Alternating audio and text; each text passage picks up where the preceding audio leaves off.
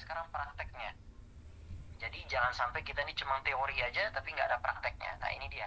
Artinya wa amalun bil arkan, melakukan daripada amal-amal, melakukan daripada hal-hal yang diperintahkan oleh Allah Subhanahu wa taala, maknanya adalah prakteknya kita. Salat kita, berpuasanya kita, zakatnya kita, lalu juga daripada ibadah-ibadah lain yang secara zahir terlihat dan juga secara batin.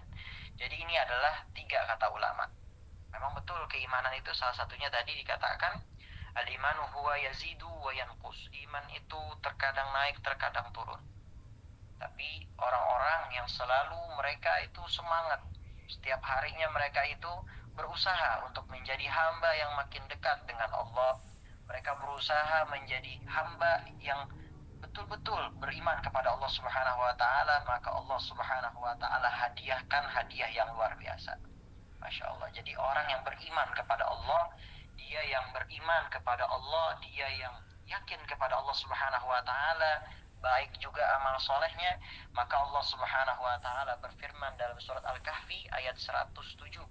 Tiada lain adalah Allah taala berikan kepada orang-orang yang beriman, orang-orang yang beramal soleh, tempat tinggal mereka adalah jannah firdaus. Tiada lain adalah surga firdaus yang diberikan langsung oleh Allah Subhanahu wa taala. Ini keistimewaan orang yang beriman. Maka Masya Allah, ayo dari sekarang kita perbaiki diri kita, bahwasanya benar gak ini keimanan kita kepada Allah Subhanahu wa taala. Jangan sampai kita ini mengaku sebagai umat Nabi Muhammad yang beragama Islam tapi tidak mendawamkan, tidak melakukan hal-hal yang diperintahkan oleh Allah Subhanahu wa taala, sehingga kita nggak dekat sama Allah Subhanahu wa taala. Dan juga orang yang dikatakan dia dapat merasakan kenikmatan daripada iman, tiada lain adalah dikatakan oleh Nabi kita Muhammad sallallahu alaihi wasallam, "Dzaqa ta'mal iman man radiya billahi rabban wa bil islami dinan wa bi Muhammadin rasula."